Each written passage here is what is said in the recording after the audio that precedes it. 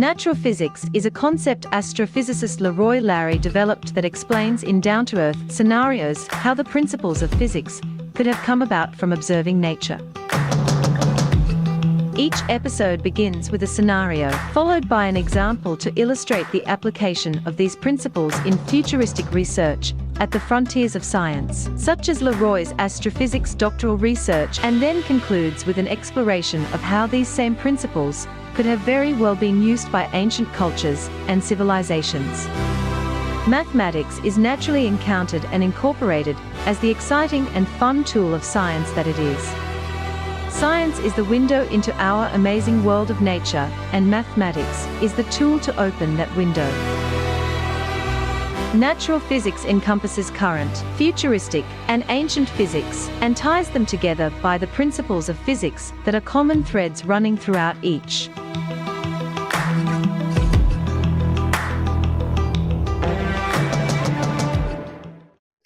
Greetings, everyone. I'm LeRoy, and welcome to the Natural Physics Experience, live from Costa Rica.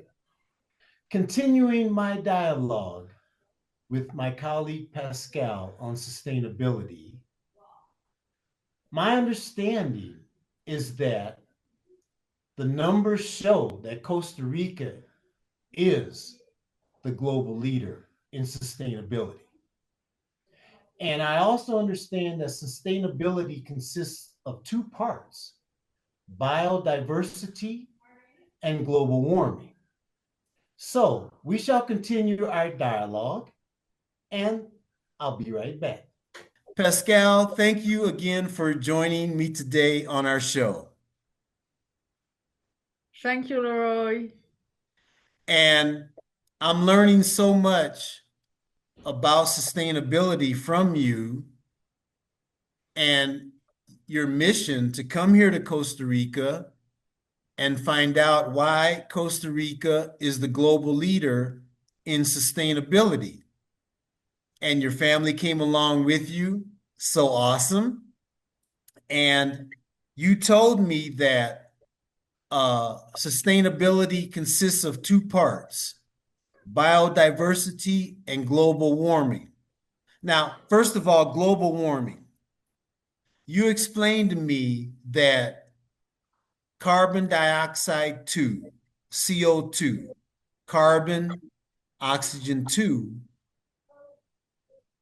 what's used to understand the impact that global warming is having on our planet, what's used is measuring the amount of CO2 emission that a human being, one individual, is responsible for in a one-year period. Is that correct? Yeah, we took some measure about how much each human in average put in atmosphere regarding the CO2 emission equivalent. So equivalent means it's all the molecule make it warmer for the planet. So like methane, for example. So methane compared to the CO2, it's 30 times more powerful to warm our planet. When I say warm, it's like a blanket. Let's think CO2 and methane are like a blanket. So you put a blanket on Earth, and then it gets warmer and warmer. So it's not good. Okay. So let's compare as you have a fever. When you have a fever or half degrees, that's not bad. It's okay. You have a small fever, no bad. 1 degrees start to be 38.5. That means you're sick. And 1.5 degrees, you are in danger already. You should take pills. So it's really tricky, 1.5 already. And if you reach the 2 degrees, oh, you are real in danger. So it's hospital if you are killed and so on. So Okay. it's kind of similar about the planets. So a little increasement of the temperature is not a big deal, but if you increase too much, it's going to be a huge problem. And we already increase at 1.3 already. And we shouldn't reach the 1.5 because it's going to be really more tricky after that. Okay. And Okay. dangerous. And I understand that a goal for all the countries on Earth to meet is that each individual over a 1 year period is responsible for less than 2 tons of CO2 emission. And this is kind of a review of our previous show, but and Costa Rica has been able to reach a number of 1.6 tons of carbon dioxide emission per person per year. Is that correct? Yes, congratulations Yes, for yes, Costa yes, Rica, yes, because yes. Costa Rica made the goal of being below 2 tons for each years, in average by person.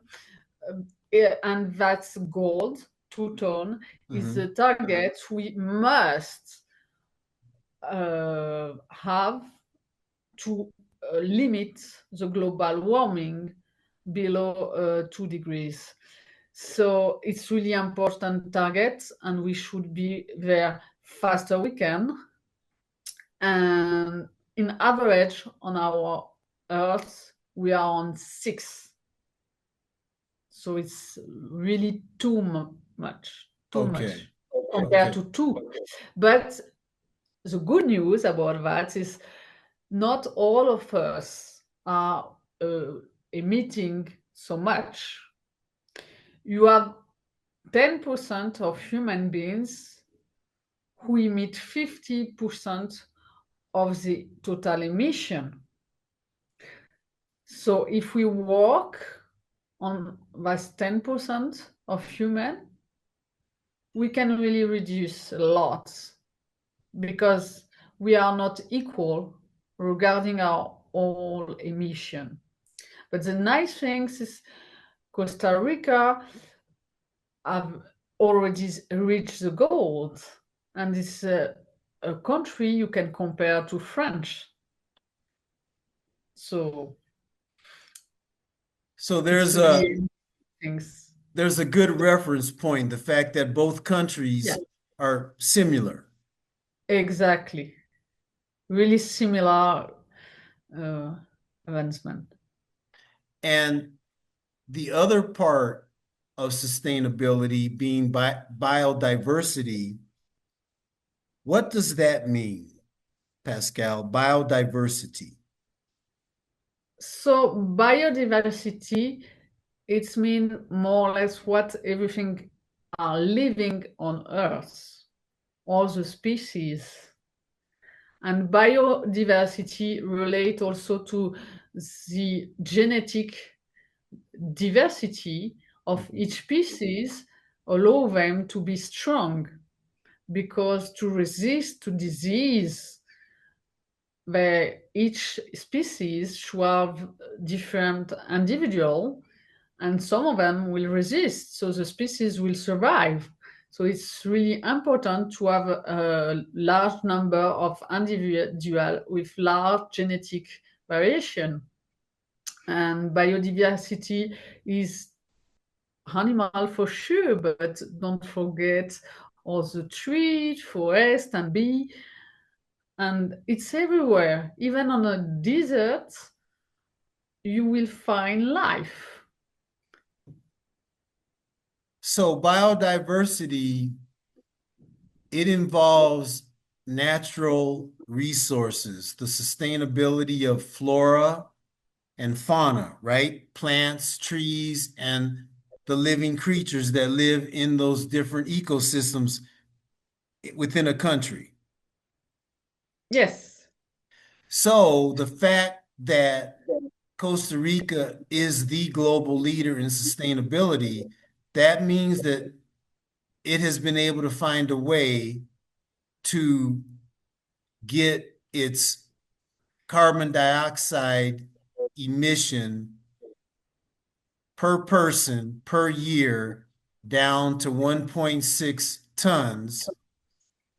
And it has also been able to, on the biodiversity side, it has been able to maintain the existence of its different living organisms, creatures, animals. Yes, Yes. exactly. In my opinion, as an engineer in our environment, to me, Costa Rica reached two goals regarding global warming, but because they are below 2 tons. And just to let you know, for French people, for example, we are around 10 tons, and American are around 20 tons on an average each year. So below 2 tons is really a great output. And the second topic is collapse of the biodiversity. It's all around the world. It's terrible. In average, it's 70% of the biomass of animals have already disappeared. Wow. Around the world. But it's same, we are not equal on that topic. In Africa, it's even more than 90%. 90%. More than. Yes. And in Europe is between 20 and 30%. So with that 90% in Africa with respect to biodiversity, does that mean that 90% of the biomass is being lost? Or what does that mean? Yeah, we lost lots of species, and also if the species is still here, we have lost of many individuals. Okay. Like, because compared to the lion, the lions, you have such few number of individuals, even the species is strict. So this is disappearance of a species. But if you look at another species is not under threat, maybe they will have already lost 50% of the population. Okay. Or even more. Okay. So it's not considered as under threat and disappearance of the species, but still we are losing the individual. Okay. So it's a problem because they are working for us every day for free. And if these are disappear, we will be impacted about that. And for example, the bee every day work for you because you eat food. So you need the bee to wake up every morning and go to the crops and make the job. So make sure you will have a food. Yes. So the bee and the insect have been extremely impacted, and it's going to reduce a lot of the population. And what surprised me when I arrived in Costa Rica is, oh, a bee is flying just in front of me. And this is a thing, it's not appearing so much in France anymore. So it Okay. was surprising. So yeah, the collapse of the biodiversity is really important topics, even more than global warming to me. And to give you a number, Japan are also extremely impacted. And all that biodiversity are important, and they work for us like a tree. If you want to buy a table, you are going to pay to design the table and work the wood, but did you pay the tree? Mm-hmm. Or the wood he provided to you for free? Did you? Yes. Yeah, you did. With kind of money did you pay the tree? That is true, isn't it?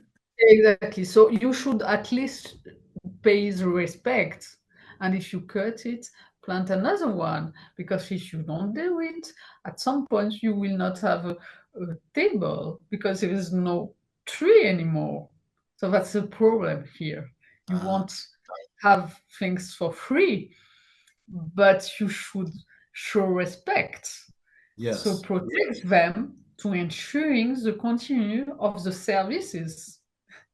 Yes. Yes. Yes.